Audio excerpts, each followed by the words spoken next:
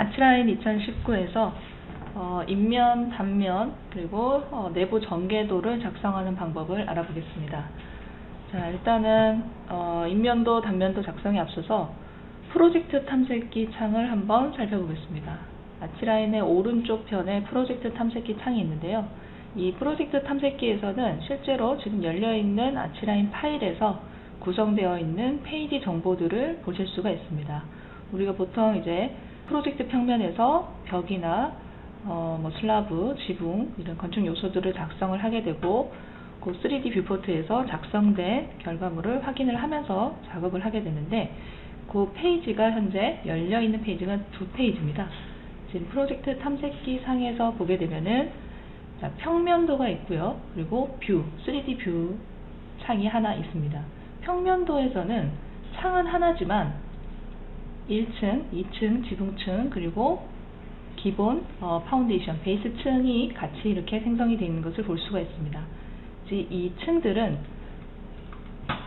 층관리자에서 구성해 놓은 이 층 정보를 표현을 하는 것이고요. 지금 이제 작성되어 있는 프로젝트 평면에서 층을 이동을 해보면 베이스 층에는 저는 지형을 작성을 했고요. 1층, 2층, 지붕층 이런 식으로 도면을 구성을 해 놓은 것을 볼 수가 있습니다. 이 프로젝트 평면으로부터 이제 인면과 단면 등을 작성을 하게 되는데요.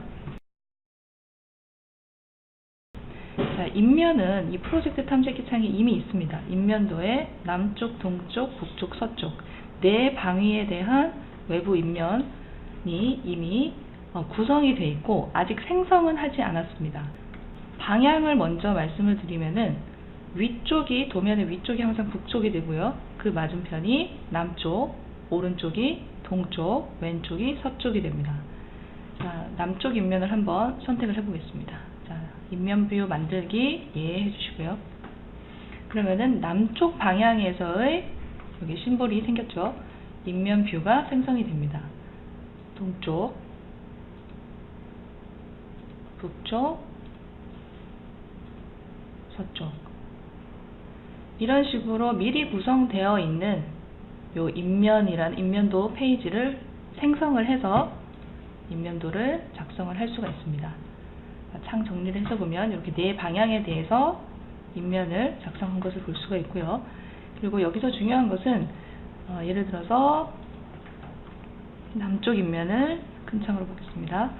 이 인면도는 2D처럼 보이지만은 2D가 아니라는 거예요. 우리가 이 선을 선택을 했을 때 선이 선택이 되는 게 아니라 지붕이 선택이 되고 벽이 선택이 되고 문이 선택이 되고 창문이 선택이 됩니다. 이 요소들은 다 아직까지는 3D 요소입니다. 여기에서 객체를 지우게 되면은 프로젝트 평면에서도 함께 삭제가 되기 때문에 마찬가지로 3D에서도 같이 삭제가 되기 때문에 여기서 요소를 편집을 하시면은 절대 안 됩니다.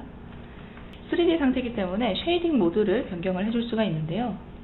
내비게이션 바에 음영 모드를 누르고 그림자를 이제 해치로 쉐이딩으로 표현을 하거나 그 면의 음영을 표현을 하거나 이런 옵션을 지정을 해줄 수가 있습니다. 예를 들어서 쉐이딩은 이 면 정보를 말하는 건데 재질의 색깔로 라고 체크를 하게 되면 다시 한번 하겠습니다. 이 옵션이 체크가 되어 있기 때문에 이거는 선택한 면 하나에 대해서만 시행이 되거든요. 이 옵션을 끄고 재질의 색깔로 확인해 보겠습니다. 그러면은 이 면에 설정이 된 재질의 색상으로 면 표현을 해주고요. 패턴을 선택을 하게 되면 그림자는 없게 하겠습니다. 지금 여기 이 선들이 그림자의 윤곽이 나타난 거거든요. 그럼 그 재질이 가지고 있는 인면 해치로 표현이 됩니다. 자, 그런데 여기에서 물론 이렇게 표현을 해치 표현이나 음영 표현이나 해주고 치수도 여기서 뽑아줄 수가 있지만 여기에서 편집을 하는 방법도 있고 혹은 이 객체가 잘못해서 내가 삭제하거나 편집을 해버리면 프로젝트 평면에서도 변경될 수 있다는 어떤 위험 부담이 있기 때문에 복사를 해서 컨트롤 C를 눌렀습니다. 기준점을 찍어야지 복사가 완료가 되고요. 자, 프로젝트 평면에 컨트롤 V에서 붙여넣기 해서 여기에 이렇게 붙여넣기를 하게 되면은 요거는 이제 프로젝트 평면하고는 관련이 없는 그냥 단순한 선 정보로 표현이 되거든요. 이런 편집을 해서 도면화를 시키는 방법도 있습니다. 여기에서 보면은 예를 들어서 어떤 모델링적인 부분에 있어서 이렇게 나눠서 모델링을 해야 될 때가 있어요. 그런 경우에 선이 남게 되죠. 이 도면상에서 불필요한 정보들을 삭제를 하고 선 부분을 편집을 해주고 이런 작업을 위해서 2D 복사, 2D로 이렇게 복사를 해서 표현을 하는 방법도 사용해 볼 수가 있습니다. 자, 이번에는 단면을 작성해 보도록 하겠습니다. 단면은 상단에 문서화 부분에서 단면 기능을 이용을 합니다. 단면 지정 선택을 하고요. 이제 옵션은 일단은 해치만 키겠습니다. 단면을 해치 키고요. 단면을 뽑을 경로를 내가 선을 그려서 관찰하는 방향 단면을 생성을 하게 됩니다. 자, 이 단면도 아까 인면과 마찬가지로 3D 상태입니다. 그렇기 때문에 내비게이션 바에 보면은 여기 3D 이렇게 내비게이션 바로 나타나는 것을 볼 수가 있고요. 이 단면의 경로는 선을 한번 클릭해서 들어온 다음에 이 선을 매듭을 삽입을 한다던가 간격 띄우기를 실행을 해서 갱신을 해줄 수가 있습니다. 그리고 단면도 마찬가지로 3D 상태이기 때문에 이 객체가 단순한 2D 상태가 아닙니다. 벽이나 지붕 이런 정보를 가지고 있고 여기서 삭제를 하거나 이동을 하거나 이런 변경을 하게 되면은 다른 프로젝트 평면과 3D 모든 창에서 영향을 받기 때문에 이 부분도 마찬가지로 복사해서 아까는 프로젝트 평면에다가 붙여넣기를 했는데요. 이렇게 하는 방법도 있을 수가 있고 혹은 이거는 뭐 어떤 것이 정답이다 하는 문제가 아니라 방법의 문제이기 때문에 이런 식으로 작업을 할 수도 있습니다.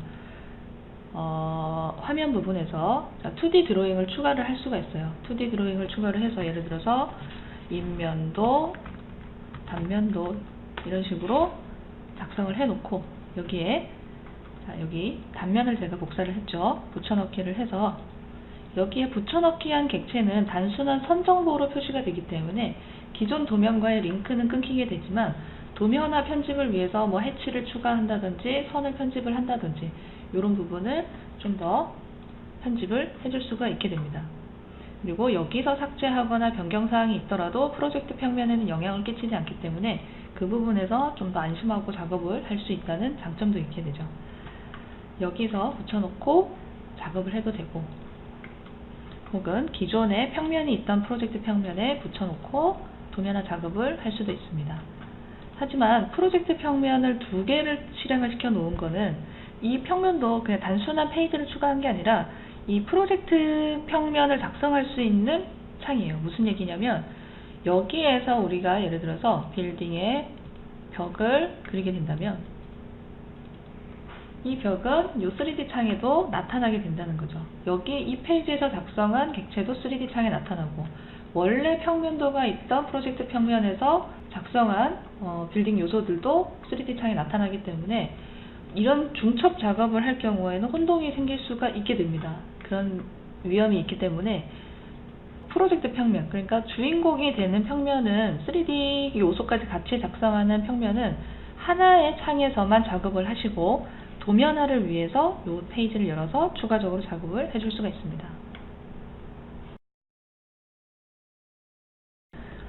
자, 이번에는 내부 전개도를 작성을 해보도록 하겠습니다. 내부 전개도는 이제 내부 인면이라고 말을 하죠. 실내에서 바라보는 이 벽 방향의 인면이라고 볼 수가 있습니다. 자, 2가지 방법이 있는데, 자, 일단은 문서화 부분에 보시면은 벽 인면이라는 기능이 있어요. 벽 인면에서 드로잉을 선택을 합니다. 그리고 벽 인면을 작성할 기준되는 벽을 선택을 하는데 이때 이쪽을 선택할지 이쪽을 선택할지 방향을 잘 선택을 해주시고요. 관찰하는 관측 방향을 지정을 합니다. 자, 클릭을 하면 내가 인면을 작성할 영역이 이렇게 나타나는데 이 영역은 나는 여기부터 시작해서 인면을 뽑을 건데 여기부터 선이 시작이 됐다. 그러면은 처음부터 이렇게 간격 띄우기 해서 줄일 수도 있고, 일단은 선택한 벽의 이제 폭을 기준으로 작성이 되기 때문에 전체 벽의 전체 폭으로 나타납니다. 일단 우클릭해서 배치를 먼저 해보겠습니다. 그리고 이 옆에 있는 부분에 이 벽도 선택을 해보죠. 그리고 이렇게 배치를 했습니다. 배치된 인면을 선택을 해보면 이거는 지금 우리가 선택을 해놨던 벽이랑 연결이 이렇게 초록색 점선으로 이어져 있는 걸 볼 수가 있어요. 이건 단순한 2D 드로잉이 아니라 이 벽의 상태와 링크가 되어 있는 상태라고 보면 됩니다. 그래서 예를 들어서 벽 인면에서 이 부분 문을 삭제를 한다고 가정을 해볼게요. 삭제를 하게 되면은 인면도 변경이 되게 되겠죠. 그러면은 이 인면에서 오른쪽 마우스 버튼 업데이트, 이 터레인 섹션이라고 하는 거는 이 똑같은 기능이 지형에서도 작동이 되기 때문에 이 터레인 섹션 월 프론트 뷰하고 이렇게 나오는 겁니다. 둘 다 똑같은 명령으로 실행이 됩니다. 지금은 벽의 이제 전면 뷰 포트 방향 인면이기 때문에 같은 명령으로 실행을 하시면 되고요. 업데이트를 했더니 이 평면에서 문을 삭제했던 그 정보가 인면에서도 같이 반영이 됩니다. 그러니까 편집이 연결이 되어 있는 상태라고 볼 수가 있죠. 되돌리기 한번 눌렀습니다. 자, 그 다음에 인면을 내가 표현할 영역이 이 칸막이 벽이 있는데 이 칸막이 벽 이 부분부터 시작해서 인면을 뽑으려고 합니다. 지금 보면은 이 벽 전체에서 이 부분, 이 짧은 부분도 같이 나타난 걸 볼 수가 있죠.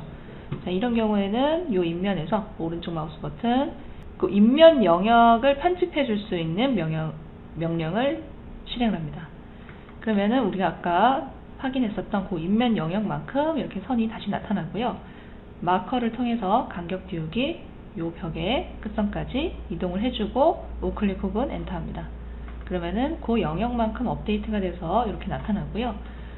그 줄여준 영역만큼 이렇게 살짝 이동이 됐죠. 이런 부분은 뭐 다시 한번 이동을 시켜주시면 되겠습니다.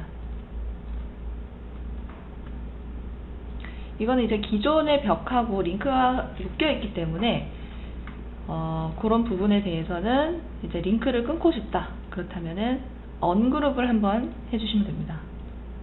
언그룹. 그리고 인면도 표현해서 필요 없는 부분은 삭제를 해줄 수가 있죠.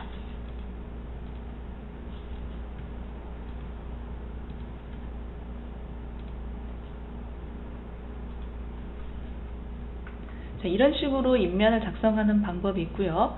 자, 두 번째 방법은 섹션을 이용을 하는 겁니다.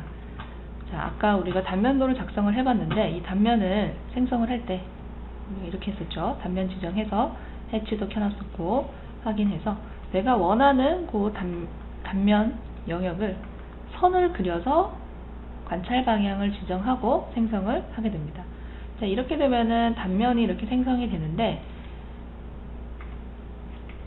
이 단면은 내가 그린 선이 연장됐다고 가정을 했을 때 이 전체 방향의 전체 요 슬라이스 선에 대해서 이렇게 단면 뷰를 생성을 하게 되는데요.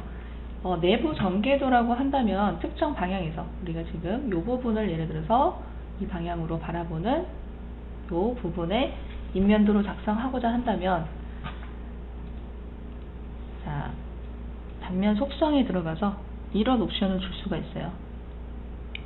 섹션 라인 끝점에서 섹션 자르기. 그러니까 이 선이 단면을 절단하는 끝점으로 설정이 되게 됩니다. 확인하고요. 자, 그러면은 단면 영역이 요 끝점에서 단면선의 끝점에서 끝점까지 단면이 나타나는 것을 볼 수가 있고요. 그러면은 우리가 이 선을 편집을 한번 해주면 되겠네요. 자, 예를 들어서 일단은 이동을 해서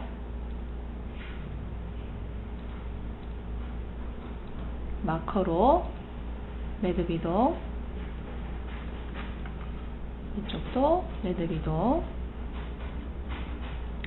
엔터 혹은 우클릭하면 그 영역만큼 이렇게 단면이 생성되게 됩니다.